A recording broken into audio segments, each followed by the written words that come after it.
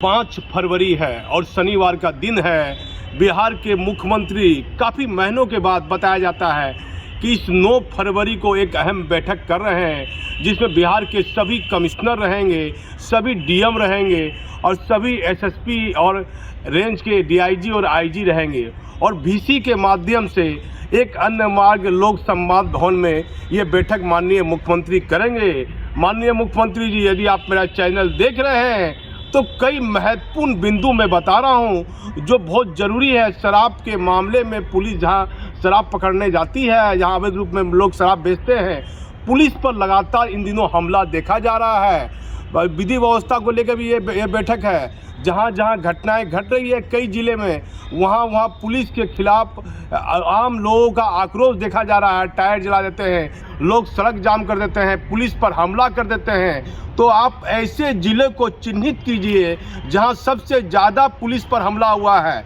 यदि वहां सबसे ज़्यादा पुलिस पर हमला हुआ है तो वहां के एसपी और डीआईजी और रेंज के जो अधिकारी हैं, वहां के जो डीएम हैं, उससे कारण पूछिए।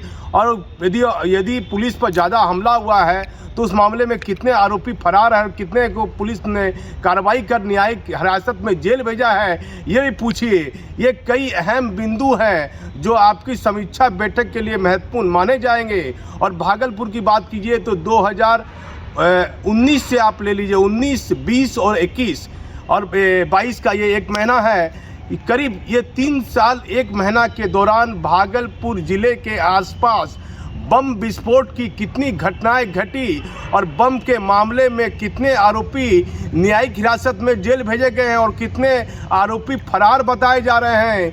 ये आप भागलपुर के डीआईजी, भागलपुर एसएसपी, भागलपुर के डीएम से ये रिपोर्ट आप मांग सकते हैं, क्योंकि भागलपुर अति संवेदनशील जिला है माननीय मुख्यमंत्री जी।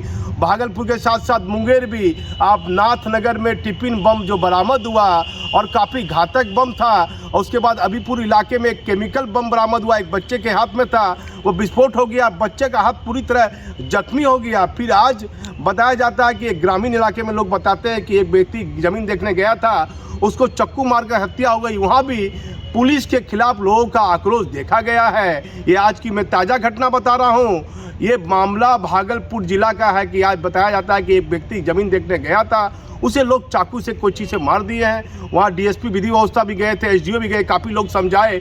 लोग पुलिस के खिलाफ वहाँ लगातार आक्रोश करते हुए देखे गए हैं। देखना पड़ेगा, बिहार के मुख्यमंत्री को देखना पड़ेगा कि पुलिस मुख्यालय में बैठे अधिकारियों पर ध्यान दे रहे हैं नहीं दे रहे हैं। देखिए, मैं 26 जनवरी के दिन माननीय मुख्यमंत्री जी हर साल जाता हूँ गणतंत्र दिवस की खबर बनाने के लिए, तो वहाँ मुझे मालूम पड़ा कि कई अधिकारी कोविड के कारण कई अधिकारी बीमार पड़ गए थे, कई अधिकारियों को कोरोना पॉजिटिव हो गया था और कई लोग अस्वस्थ थे, बड़े पुलिस के आला अधिकारी, जिसके कारण कुछ काम पेंडिंग हुआ है, कुछ दिशा निर्देश देने में देरी हुई है। लेकिन 26 जनवरी को मैं गया था तो वहाँ मुझे ये सब बातें मालूम पड़ी कि अधिकारियों, कई बड़े बड़े अधिकारी अस्वस्थ चल रहे हैं लगातार, लेकिन उसके बाद भी वो पुलिस मुख्यालय आकर ड्यूटी कर रहे हैं। तो कुछ सीनियर पुलिस अधिकारी को आप रिलीफ भी दीजिएगा, क्योंकि कई बड़े अधिकारी लगातार अस्वस्थ चल रहे थे। और कोरोना हो जाने के बाद ऑटोमेटिक है कि शरीर कमज़ोर हो जाता है, लेकिन फिर भी पुलिस के आला अधिकारी